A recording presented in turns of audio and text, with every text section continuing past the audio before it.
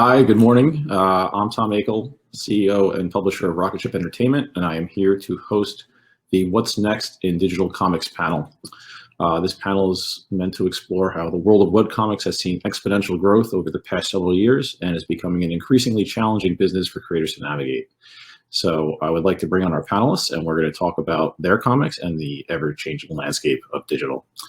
First joining us is 2017 Ringo Award-winning creator of the Red Hook saga, Dean Haspiel. Good morning, Tom. Good morning, Baltimore Comic-Con. Good morning, sir. Next, we have 2019 Ringo nominee for her webcomic, Nothing Special, Katie Cook. Hello. Good morning. Morning. 2020 Ringo nominee for her webcomic, The Croaking, Megan Stevenson.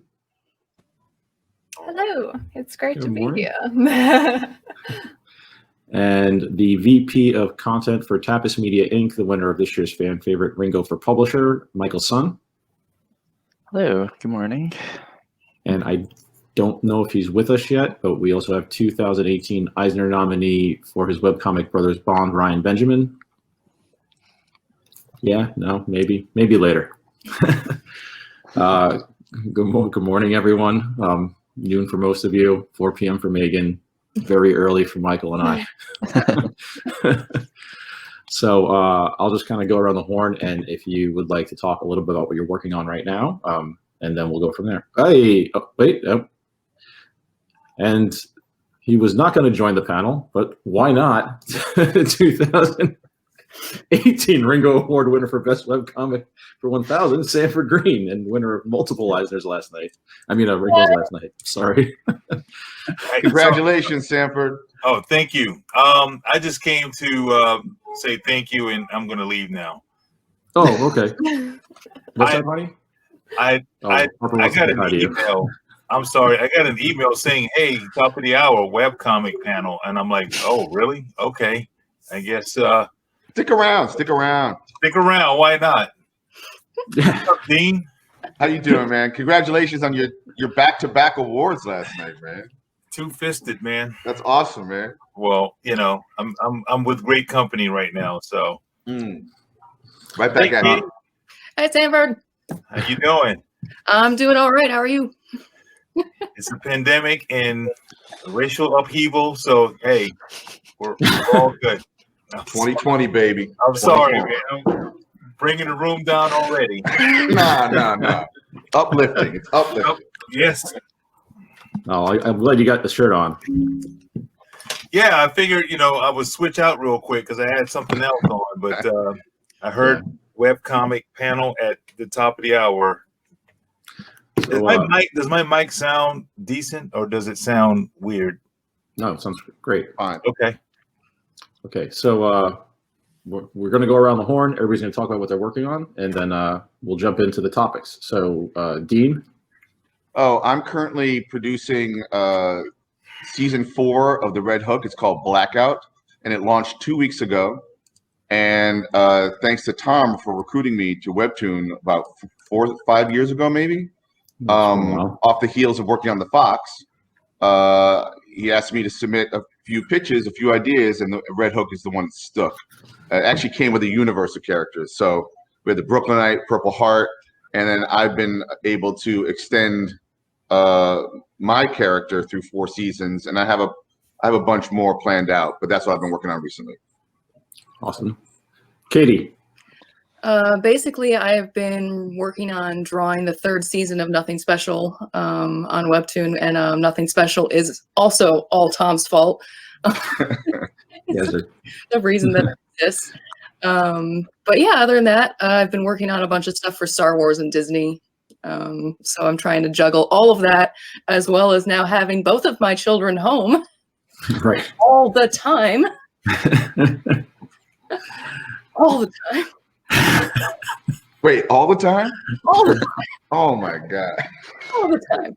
I'm the principal now. Oh man. So yeah, I'm very stressed all the time. All the time. Happy hour starts a little early in the Cook household. But no, I'm having a blast with this season of Nothing Special. So It'll be comics someday. What you're experiencing right now. okay, it's going to be like Chardonnay. Sorry. You might be in prison, but you'll be making comics. Oh my God, I might have some time to myself. If That's right. Moving along. Megan. Great conversation. I'm working on the Croaking at the moment. Season 1 just wrapped up, and I am well into season 2 at the moment, and hopefully that'll be relaunching end of November-ish, maybe. But yeah, no, it's just all Croaking all the time. I have some time to do other things, but I do not put that on any kind of schedule because like you just can't. That's kind of like one of those things where you're just like, I can't do Croaking anymore, so you just kind of have to just go do something else to kind of like just dewire your brain a bit. But that's what I'm doing, just melting, crying a bit, not sleeping, but it is what it is. You gotta get it out there. But just don't croak. Sorry. He's here all day, folks. He's here all day. Michael. Yeah, I mean, I'm probably a little bit different since I'm not primarily a creator. I'm more on like the publishing side. So currently I'm involved in the production of around 25 new original comics that will hopefully make their debut in 2021, 2022. So that's been really exciting. And as VP of content, which I was promoted to around 3 months ago or 4 months ago, I'm kind of coordinating with a lot of like Asian production companies and a lot of overseas distributors. So trying to bring new opportunities to creators to get their stories like translated and localized and distributed all across the world. And so this is like the next chapter, I guess, of my career and trying to enrich the lives of creators that we're working with right now. Awesome. And Sanford, who's not really supposed to be here today. Brother, all you have to do is say the word. I am out of here. No. We're going to keep you. I took Ryan's spot. You're here. Just tell us what you're working on. I know it's not webcomics. Say it again. You're here, so tell us what you're working on. Yeah, I'm not working on webcomics, unfortunately. I was, thanks to Tom again. He had me over at Webtoons working on a project called 1000, and it was a fun but short-lived venture. Probably could have done a whole lot more, but I think it was in the tea leaves to move on and work on this this little indie comic we're doing called Bitter Root, which is, you know, something that we're trying to pull together right now, trying to figure out where it's going to go, that kind of stuff. So, you know, other than that, that's pretty much what I'm doing right now. I mean, you know, I'm doing some stuff for DC that's not announced yet, I don't think. But yeah, that's pretty much it right now. And for those watching at home who don't know, Bitterroot has won the Eisner and the Ringo and has been optioned by Legendary for feature film, right? Wow. That's my PR guy right there. He's thanks. Yeah, you're right. Yeah, it's all the above. Yep. We're excited. We're definitely, you know, humbled and grateful for it. So yeah, if we can just get through this pandemic, we might see some things. Yeah. Well, that's the beauty of webcomics is you can just put it up, you know, as you make it, you know. So, right, Tom? That's why we're all here. That's why we're here. So the topics I wanted to jump into today is, you know, I kind of structured this panel to be a little bit more focused towards aspiring creators or even professional creators who are out there and kind of don't understand the ins and outs of webcomics, what makes them challenging, what makes them fun, frankly, how you make a living doing it or make money doing it versus print, because, you know, print is much more obvious. I know I've done many panels like this in the past, but it does keep changing. There's new models introduced all the time. Even since I've left Webtoon, that model's changed drastically. So for the creators here, really quickly, now that you've been doing it for quite some time, what's the first piece of advice you would give to either another professional or an aspiring creator who's trying to break in? And I would say break in, but maybe even just transition into webcomics. Dean, you have your hand up. I mean, people who love to make comics are going to make comics, but I think staying on a schedule is so key to building an audience and maintaining an audience, because at the end of the day, you're competing with their time. And we have so many things flooding us, you know, from this year alone, 2020, with the pandemic and election and this and that and uprisings and everything.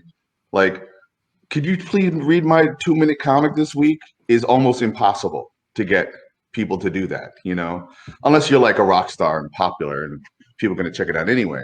But I do think that if you're going to have a weekly comic or a daily comic or twice a week or once a month, show up to your own party is what I say, you know, like maintain that schedule, because you're asking the reader to invest in your comic with their time, you know? So to me, that's very key. And I think a lot of people will start a comic series and maybe they don't get the numbers or the readers they thought they would get out the gate.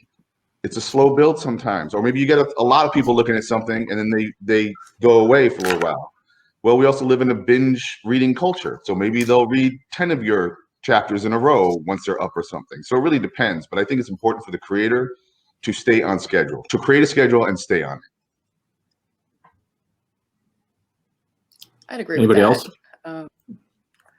For me, it's I tell almost everybody that approaches me and is like, I want to do a webcomic, and not in really other pros at this point. I get approached by a lot of younger people, and for me, it's like, have fun with it, because that's the best thing you can do is to become a better storyteller and a better artist and a better everything at making comics, is to just make the thing and then have fun doing it. If you're just frustrated with every single chapter, you're not going to enjoy it, so therefore you're not going to make it anymore. So that's one of the things that I try and do with every chapter of Nothing Special, is that I just have fun with the art and I just kind of go nuts with everything. And it takes a lot of time. I was up till 2 a.m. last night drawing vines. But yeah, for me, it's comic books. They're funny books. Have fun making comic books. If you're not having fun making comic books, you're doing it wrong. If you're not interested in your own comic, how is someone else supposed to be interested? Exactly. You got to keep it interesting. I like what you guys just shared about if you don't really believe in your your product, no one else will. And as creative people, you know when there's that one page or scene or sequence that you create and it just hits you the right way, and you're like, okay, I need to stop working right now, because if I go past this and I get to something that sucks and I don't feel confident about, then you're like, oh no. But you want to be able to, you want to be able to work on something that really truly resonates with you first. And if it does that, then you're going to find that audience every single time. It's pretty amazing how we try to reinvent the wheel when it comes to creating certain content. Like, we want to come up with something that's going to be well, I shouldn't say but I think let's just go there. The big two, they try to reinvent the wheel so many times, and it's like, all you need is just to get a unique story that a creator that resonates with a creator, and you're going to be fine. You don't have to come up with this crazy, crossover event, summer event every single time. Maybe that's why webcomics are doing so well right now, because people are kind of burnt out on those kind of stories. But yeah, if you do something that resonates with yourself, you will definitely find that audience. And on that note, I got to leave. I'll let you leave. Yeah, let me exit out here. Good to see you, Sanford. Thank you. Take care. For me, whenever people ask me, where do I start? Like, how on earth do I do this? I always tell them, you might get really excited over like all these characters and all these ideas and stuff that you have, but please, for the love of God, write it down first.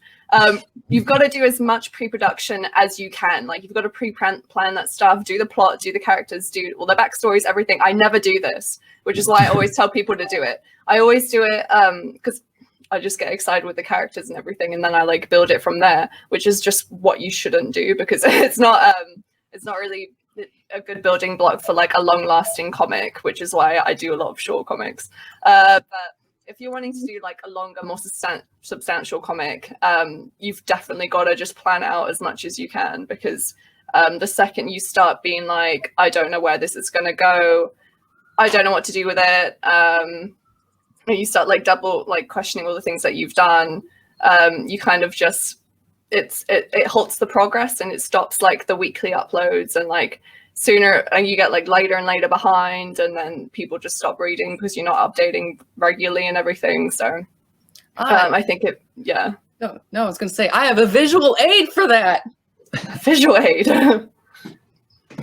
It's called a rent bill. Yeah. It's gonna be a bottle of wine. That looks, that's too much, man. Wow. Out, and all of the thumbnails done beforehand. Oh, wow. And each chapter break is already marked. Nice. Oh, Nice. I do not have that. I have 3 of these binders, and they get bigger every season. And it's terrifying, but this is a good glimpse into how my mind works. I'm the same. Before I start. I'm the same. I have a whole script written out, and then I lay out the pages, thumbnail them,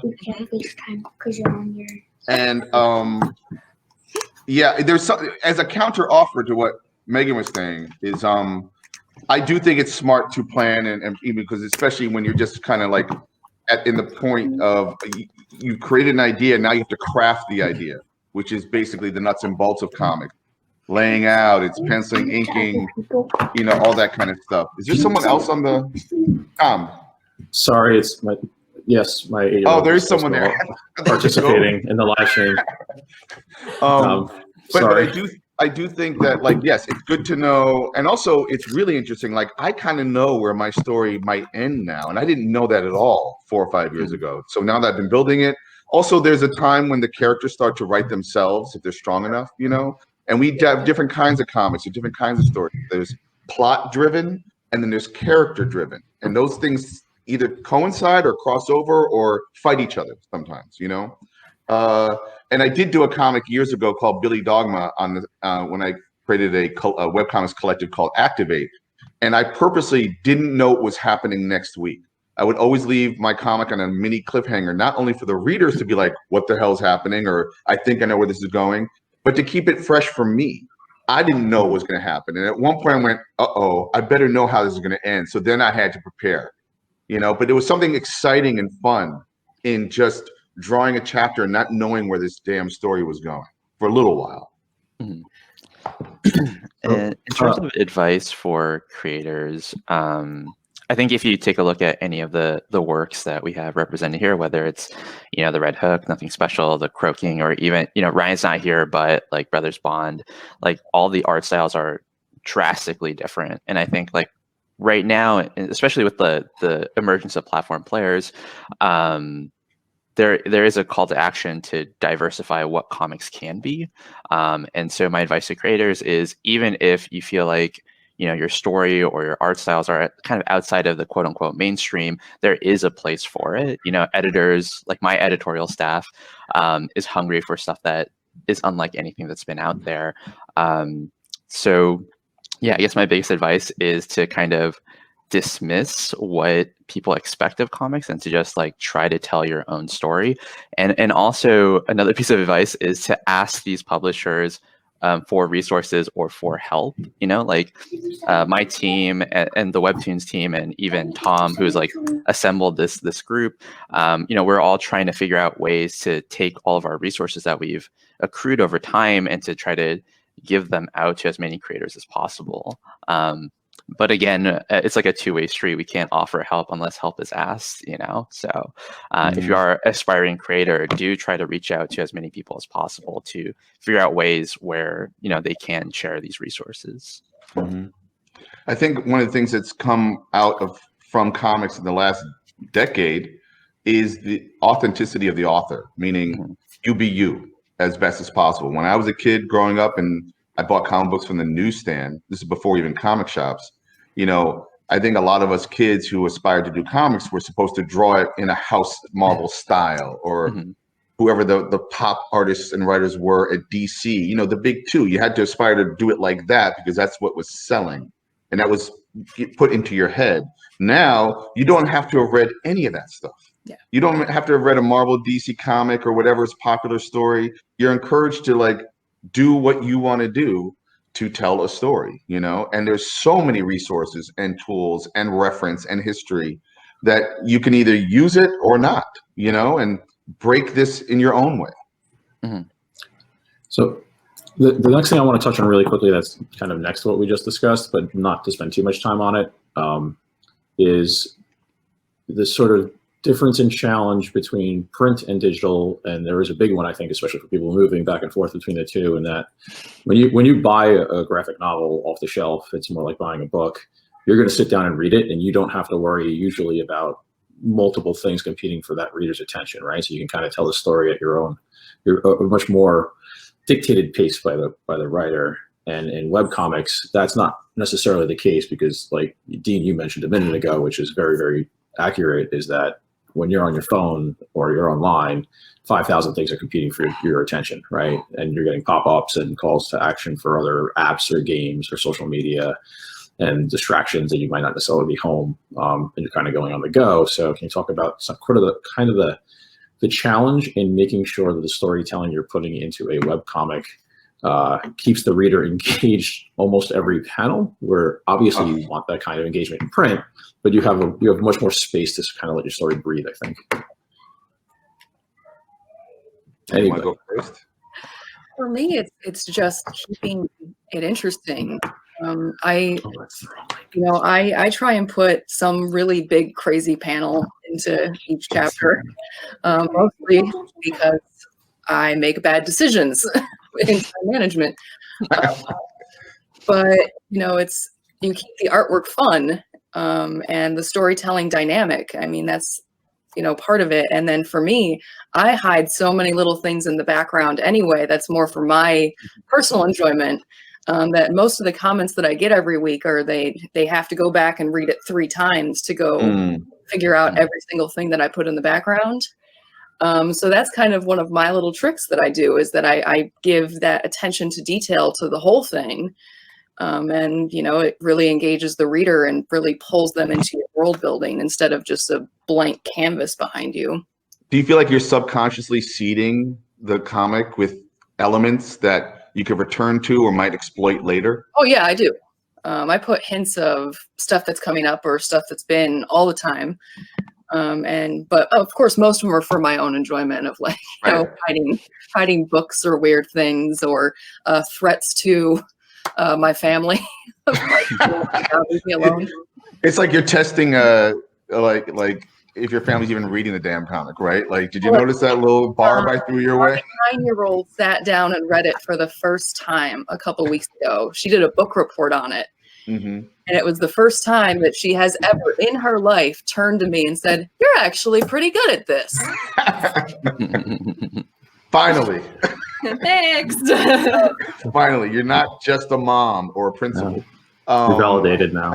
No, I can't help in my comics but to try to make it interesting. I mean, I get really hyperbolic in my work, and I also try to make something meaningful. But what I've come to really enjoy is earning that quiet moment, earning that pause that can happen in a comic. And it doesn't feel like, oh, this is boring. It can actually hold your breath, hopefully, you know what I'm saying? Or stop you and think about what's happening here. Because then again, I'm going to start throwing everything back at you, because that's the style in which I write and draw. So yeah, I do think, Tom, like, if you have a weekly comic and it's a serialized thing, in this case, I do 26 chapters. I think we all do 26 chapters a season, basically.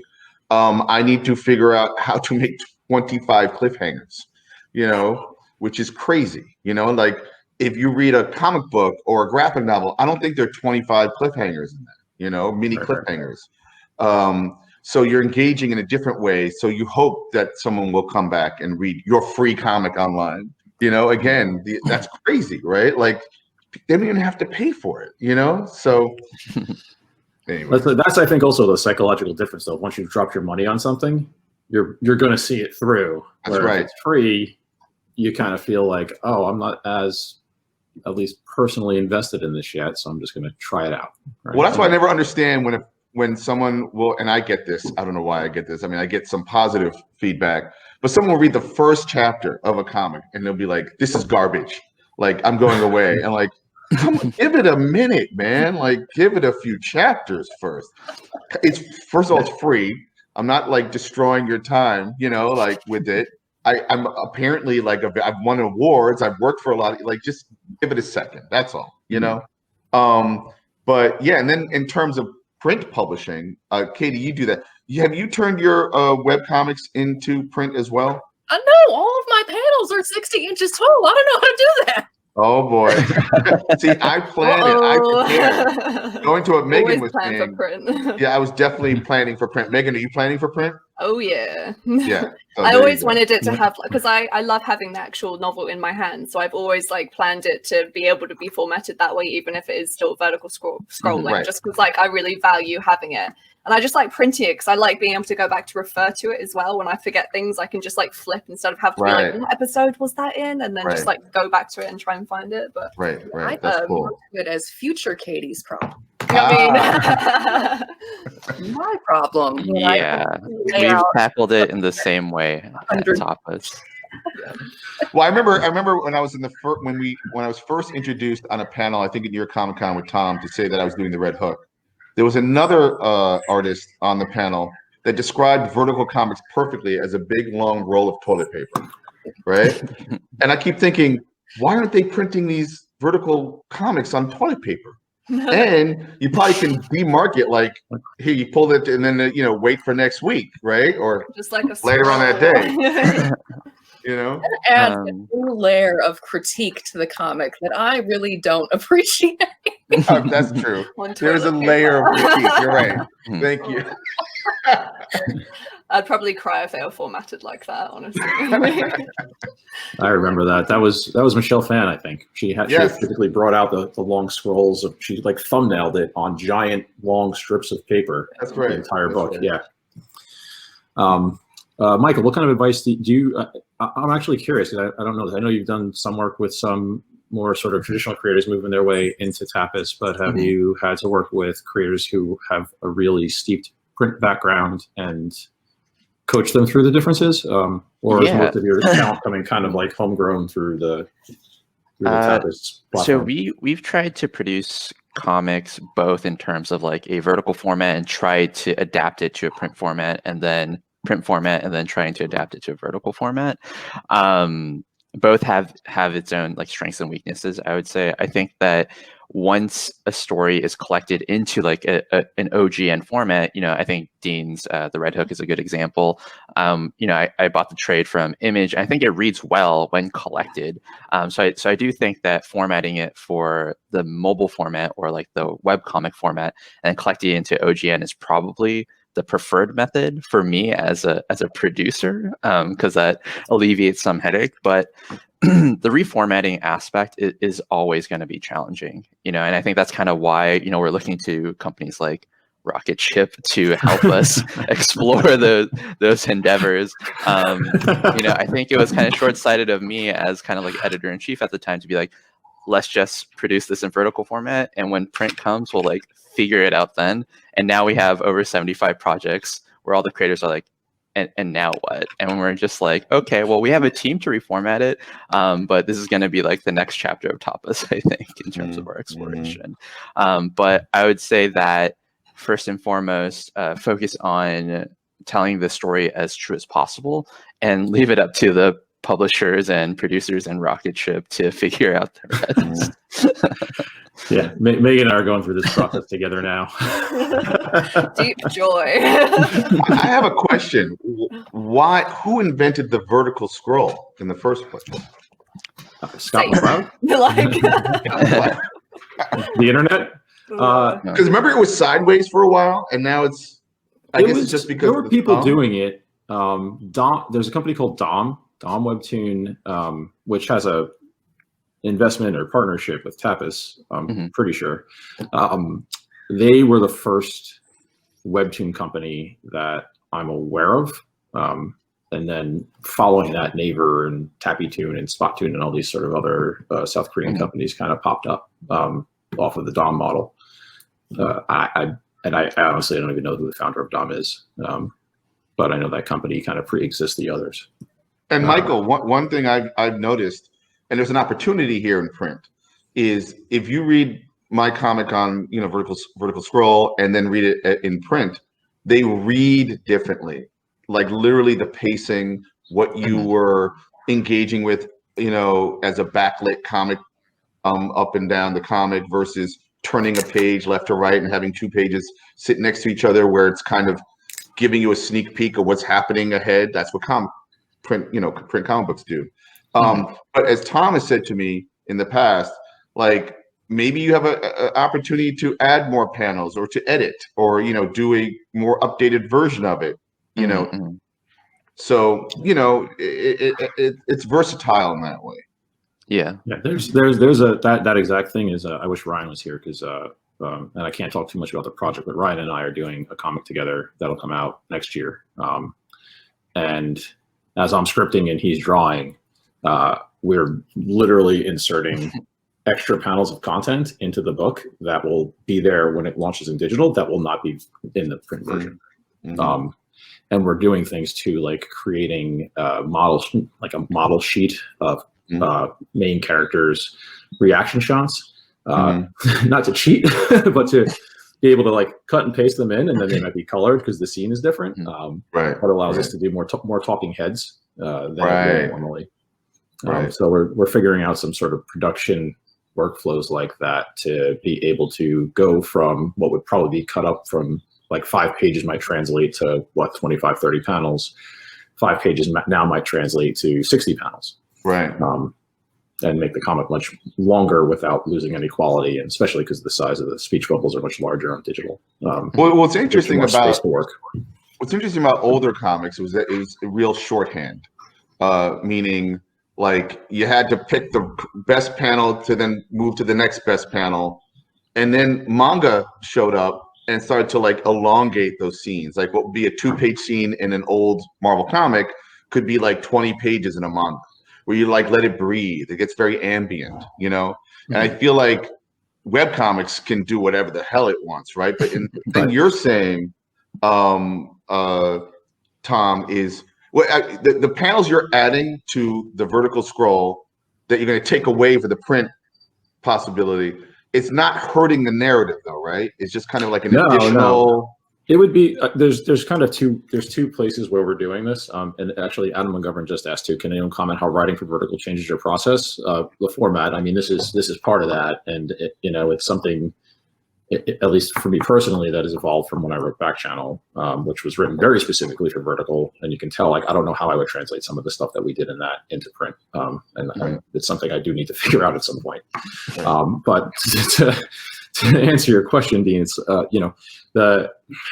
if we can have a room, if you can have a half page or a page wide establishing shot of a room with 3 or 4 people and you're kind of setting the scene, they can have 4 or 5 bubbles and get through a decent sized piece of conversation. That's not going to fit without cutting it up. So instead, having all those different headshots, so we still have to do an established shot of, to place the reader. We can stagger, those talking heads and the balloons, so I can kind of scroll through and read it a little bit more at the right pace, without it also feeling like information overload on a single screen. So webcomics are very forgiving to a long conversation because you can have talking heads and you feel like you're kind of reading a book with pictures, obviously. In a comic book, that's going to be more difficult to have all that conversation happening on several pages. So you might actually wind up editing in the print version, depending on what you're trying to convey, you know? And by the way, I'm saying good morning. Yeah. What? We're doing both at the same time. You're doing, okay, right. So you are figuring it out at the same time. Got it. Yeah. Hi, Adam. Good morning. To let him know, like the question about, do you write differently for a vertical comic? And I want to hear, obviously, what Katie and Megan have to say. But what I arrived at was, and Adam will appreciate this, is when I realized it was basically 5 pages worth of print comics per chapter. I looked at Jack Kirby's return to Captain America in like the 70s when he left Marvel, went to DC, and then left DC and came back to Marvel and did Captain America. He did a really interesting thing where about every 5 pages was a chapter break in a comic. We didn't have that in comics ever. You know, there were 20-page comics. You didn't have chapter breaks. But about every 5 pages, he kind of did a sequence. And I kind of used that as a model for myself to figure out the pacing, which is a different pacing. What about y'all? I would say, you know, when I write something that is for print, like some of the licensed books I do, you know, you have your page 1, panel 1, and then you have that certain number of panels that you can kind of fit into a page. So when it comes to writing my webcomic, I don't list pages. It's just panel, here's the dialogue. Panel, here's the dialogue. Panel, here's the dialogue. And like I said, I write out the whole thing ahead of time. And I do some dialogue edits and stuff as I go, or add panels or take panels away as I thumbnail it. But for that, it's the fact that, you know, I'll decide my chapter breaks from the final script, but there is no like page numbering for me. It's just, here's the number of panels I need for this chapter, and that's it. So it's just panel, panel, panel, panel, panel. I also write both types. So when I'm doing just normal page, you are limited by the amount of panels, you are limited by the flow of the page and how you want it to look, and the amount of dialogue on it. Because if it's very dialogue heavy, then like you can't really go into you don't really want to go into too much detail on like the actual images and stuff, because it might take away from that and things like that. But with the scrolling format, it gives you like a lot of breathable room, a lot of like you're able to build up the mood of the scene. Like if it's like very suspenseful, you could have like a long scroll or whatever. And whenever I don't thumbnail, I kind of do. I mostly just like sketch roughly what's going to happen on the actual page before I do it. But I have like a Word document and I've like written all the dialogue and then like kind of like some notes if I want someone to do something specific in that scene. And then I'll leave every episode on a cliffhanger, or like as close as I can get to a cliffhanger or something that might allude to something like interesting happening in the next episode or whatever, just so people keep coming back to read, because I think that's like I'd say a powerful tool, but I definitely like exploiting it because it is like one of the better things that you can do to get people coming back. But it is very different. And then also like with Webtoon and stuff, you're able to include music even if you want to do that. So like that can help build the scene and everything as well. So for me personally, like I still buy graphic novels and everything just because I love collecting them and I love like being able to look at people's different art styles and how they do things and everything. But I haven't finished one in like years. I think I start them all the time. I'll get like halfway through because they're really quick to read. I will never finish it.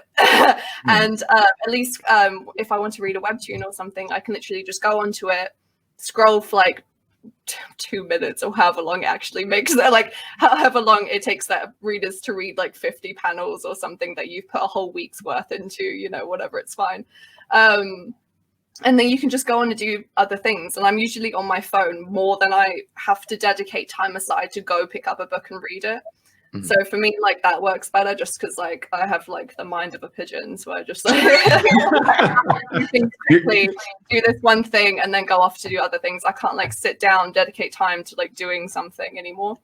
So like that to me, they just like build better ambiance and like you get more of like the emotion of the scene out of them, I think. And I prefer writing for that because you don't have to be as strict with it either. Like you can do that and then just like have like close up headshots and like blah blah blah, and then it kind of just does it for you almost to an extent, just because it's just how it reads and it just reads better probably. Just my opinion.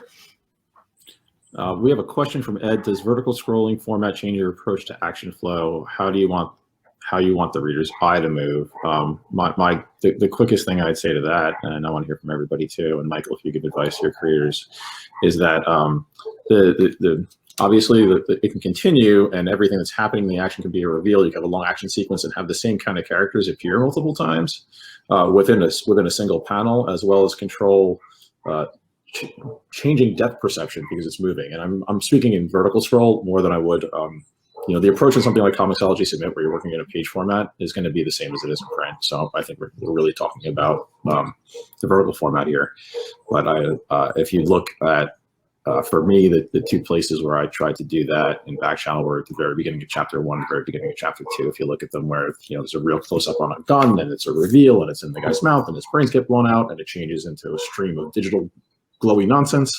And in the second one, where it was just sort of Andy Tong, I was kind of like, big prison fight scene, go. And and he just drew this thing that goes on forever. And at one point there's a severed head that's way close up in the shot as you pull in, and your body's down in the background, and you can really kind of, for that action flow piece, you can kind of play with, I think, just kind of like moving the reader's eye back and forth more than you can in print. I don't know if everybody else has the same sort of opinion. To speak to Tom, I keep, with the vertical scroll, I keep trying to work toward the bottom of the panel. The reveals are coming as you pull up, it's coming. So like, if you have a hand that's picking something up, like you might draw the arm and then reveal that it's bringing this up. Right. Or you can play off the sides, right? So you have to have a character like ping-ponging off the corners of if you want it has this movement as you're pulling up. I don't really do that a lot. I do it sometimes. And what crushes me is what's considered a splash page in a print comic, this beautiful big thing where everything is literally a panel on your phone. It's like when I have a big reveal, it's just like, oh, hi, look. So anything that's a close-up of a headshot is so much more profound than like an action shot, where you're putting all this stuff. So you have to weirdly make it a long, tall panel where things are bouncing and revealing as you pull up at the bottom of the panel. Some people also turn them sideways as well. So if you have like a big revealing shot in print, you can always just turn it sideways and then and it kind of works, and it kind of, I've been playing with that as well. Yeah, I've seen Space Boy do that a bunch of times. Yeah. See, I think it's so fun to play with that scrolling format as more of a narrative tool than just being like the way to think of reading it, because I love that aspect of, delaying the reaction, or it's like the big reveal. I'm doing a chapter right now with all of these characters crawling down vines in a well. So it's like the vines continue and continue, right. And there's different ways that all that stuff gets broken up, and then you get to, take in that information a different way. And then, I get to hide words in all the vines that have to do with everything else. It's really fun to just kind of play around with that kind of visual storytelling, because I don't get to do that in a print book, and I also, again, don't know how I'm going to print it. The thing is 120 inches tall, but it's a blast to look at your script and look at what you're doing and say, what can I do to make this different and new, and still keep a really great pacing with everything. I never play with it enough because I always wanted to print my stuff. So like, I'm very conscious about being like, I don't know how this would actually go to print. So I'm just kind of not going to do it. So like to a degree is sad that like, I don't do it enough. I don't like take advantage of that. But then also like in the back of my brain, I'm always like, no, like it's going to be a hassle later on. Just don't do that to yourself. Like I love reading it, but like, God, if I had to like try and convert it later on, I don't want to do that. Right. You become more of a designer in this format, not just an artist. We only have 15 minutes, and I mean, I could very happily talk about format and storytelling all day, but I do want to jump a little bit into the business side of this. And we have a question about comments that if we don't get to right this second, I'm going to get back to, because I want to make sure we get one chance to talk about the business side. And that, the one thing that does seem very, obviously we all kind of know this, especially Michael and I, but it does feel, I think, always black box, right? And every time I talk to a creator, they have no idea really, like, how do you make a living doing webcomics? How does it compare to print? There's page rates and royalties, and how does all that work? And what's the monetization look like? And what does deal structure look like? And rights holders, and So I want to touch on that to some extent of like, especially amongst as much as we can amongst sort of like the bigger players, meaning like Tapas, Webtoons, Webcomics, which is an app, Comixology, Submit, and I might be missing something like, but you know, and then there's the Stellas, and Inker just launched. If people have seen Inker, Instagram is a platform for people. I mean, it's right, yeah, and not getting yeah. paid, but they're, you know, you might go to a popular social media place like a Facebook or an Instagram or Twitter and try to use that at first. I mean, and you would see like Nick Selleck and Sarah Anderson are, you know, they're not hurting, right? So they're doing okay. I mean, I know they're both publishing in many places, but that's all started for them just based off of their social media comments. So if everybody can kind of like just touch on, I want to start with you, Michael, kind of again, and I don't mean to put you on the spot. So it's sort of as much as you're comfortable and is public, explain to creators like, you know, what the model looks like for Tapas, and how creators would both like kind of break in and sustain kind of ongoing revenue from a platform. Yeah, I think it's always challenging because there's no two creators that really find success in the same way or define success in the same way. I mean, I'm kind of responsible for all 56,000 creators on Tapas and trying to figuring out like what kind of game plans can apply to as many creators as possible, right? So for some creators that are at the level of a Sarah Anderson, like ad revenue, a support program, which is kind of like our model of Patreon on platform. I think those make a lot of sense. For more of like the long form narrative type of storytellers, the premium model where you're like selling each individual episode for a microtransaction, that makes a lot of sense for them. But I think what makes kind of the newer platform players special is I think a lot of the business development side of things are led by a lot of younger individuals who are kind of more open to creating bespoke packages for each individual creator. I mean, if I were to work with, you know, Dean, Katie, or Megan, I'm sure that, you know, what Tapas could offer would look a lot different depending on like what you would want to get out of your Tapas experience, right? So it's tough to answer. I mean, I think it's kind of like the onus is also on the creator to tell the platforms like what they're looking for in terms of like, this is kind of like the deal that I'm trying to achieve, and for it to be kind of like an ongoing conversation, which I know isn't super helpful to everyone, but basically, you know, everyone at Tapas at the very least comes from some type of creator background. So we are always trying to be a creator first platform. And that means, you know, really sitting down with the creators, understanding what their wants and needs are, and to kind of create, again, like a bespoke package to help them succeed and achieve that. That's kind of like the best I can do without getting into like the nitty gritty of each individual deal. But yeah. All right. I mean, I'll say like how kind of just one follow-up question to what you just mentioned in the microtransaction piece, because that's the model that Webtoon uses now primarily along with advertising, is and that is also sort of the model that is the model on Comixology Submit for the most part, because it's a blend of, right, your comics available for whatever you price it at with maybe a 50-50 split, along with it automatically having to go into, I believe it has to go into the Comixology Unlimited product, and you don't have a choice. So it is still, there's these sort of ancillary models of some ad revenue, which not even speaking to the platforms, just speaking from my Viacom years, you know, display units don't pay very well. And the traffic you need to achieve to get to drive money out of those is enormous if it's not a premium sponsorship. And the same thing when you're starting to split up a $6.99 subscription amongst 5 million people, you know, you're getting your 2 cents every month in royalties. So, you know, it does seem like microtransactions is the future of this business. And how much of not Tapas's success is based on microtransactions, but do you see a lot of creators having success with that model?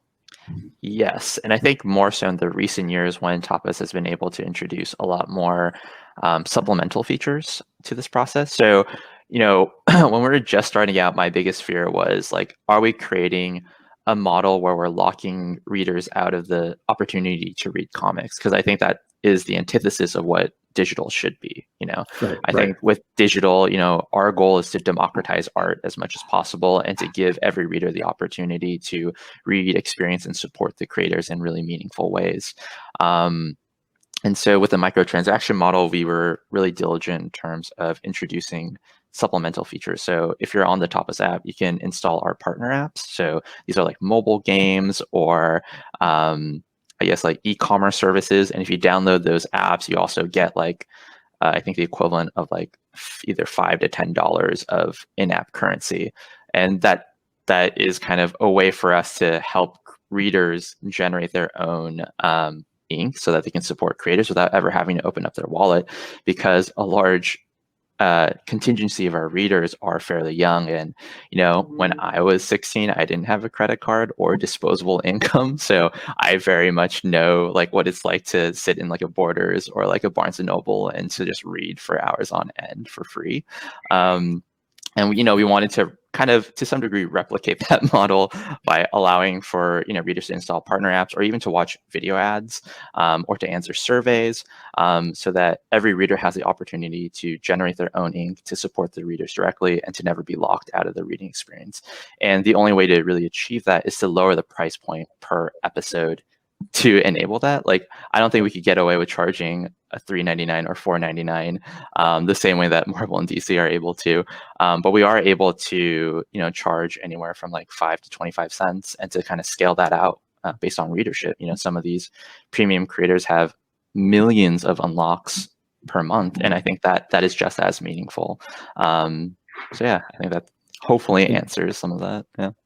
I want to ask everybody else, and I just want to clarify for anybody watching, ink is the in-app currency of Tapas, the same way coins is on Webtoon or, you know, Hooli Bucks, whatever you call it. Yeah, we just want to dress it up to make it a little bit cuter, I guess. Yeah. So for the other creators, you're all on the same platform, but just talk a little bit about your experience in generating revenue from your book and maybe reaffirm for people looking to break into webcomics from either, you know, the ground up or existing professionals that there's a living to be made there, maybe. Listen, Webtoon has been very good to me. Like, I couldn't do it if I didn't have an exclusive contract, basically. You know, I do wonder and I do think about, not too hard, I don't analyze it, but I think that Webtoon as well as Tapas and certain kind of webcomics models woo a certain kind of reader, you know, younger readers. I don't know if I necessarily write comics for younger readers. I think part of what I like is very specific what I do, and I would hope that I'm wooing the kind of readers that were already reading my stuff and bringing them to the platform in a lot of ways, you know, because eventually, you know, especially with the pandemic and comic shops closing for a while, people couldn't get their comic books, but you could always just go online. You know, there's a lot of stuff to look at, weren't looking at before. So this is an interesting time right now. But yeah, I've been very lucky and you know, to have a company supporting me in my original ideas. And, you know, I started doing webcomics about 15 years ago, when I launched Activate on the live journal blogging platform. The only thing I wasn't thinking about was how to monetize. It really was. And I remember back then, the idea of saying, oh, it's free, kind of had like a stink added to it. Like, well, it must not be very good if it's free. No, it's great. You know, it can be great. So, and now we have younger readers being born that think that everything's free. All you need is a phone, and then you don't have to pay for anything. So it's kind of swung the other way. So I don't actually know business. I'm not a very good businessman, and I'm always talking to you, Tom, or to my studio mates or whoever, you know, to try to figure out the next steps. And I do think that unless you're very popular on a webcomics or Tapas platform where you yield a lot of clicks and numbers that will eventually give you royalties, personally, I need a contract, you know, and then ultimately, I think a person like me, a creator like me, might have to eventually hop over to like a Patreon model, you know, or, you know, we have our crowdfunding models and stuff. I don't know yet. I have to figure that out. I hope that I can continue doing my series for longer, but we'll see. I'm kind of in a weird space. Katie and Megan? I make money.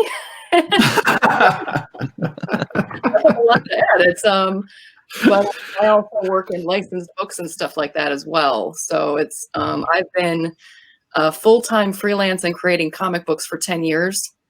So for me, this is one more project that's on the plate that, you know, you have to work really hard to make it a success, as opposed to a licensed book where I already know that I'm going to make money on it and that they're going to just give me a paycheck. Whereas I have to really put a little bit more effort into pushing my own work. I can't be like, it's Star Wars, because then automatically it's going to, you know, be a seller. But now it's like I have to do a little bit more work, a little bit more legwork. Right. Yeah, but doing webcomics, you definitely are just kind of marketing yourself as well as the things that you create and put out there. And you do like essentially, it's that like, it sounds gross, but you do like eventually have to just kind of like have a brand kind of thing, like to where people like know that you're this kind of person and like expect certain things from you and stuff. So like to that degree, it's a lot more, it can be a lot more stressful. It can be like, just because you have to be kind of, you don't have to obviously, but like you kind of want to be more accessible to the readers and everything, just because they like that. They like to be able to interact with the creators and everything. And of course you get like those horrendous comments by like those little like the entitled ones because like, as you said, they never had to pay for their content. They expect it all to be free and they want it now. So that can be like, it can grate on you to an extent. But yeah, no, I'm just thankful to be able to do this full time at this point. My first series, Shard, I started like I think it was like 3 years ago now or something, and like I was essentially like I just moved back to this. I'm obviously in the UK now. I've just moved back here after living in like Texas for 10 years.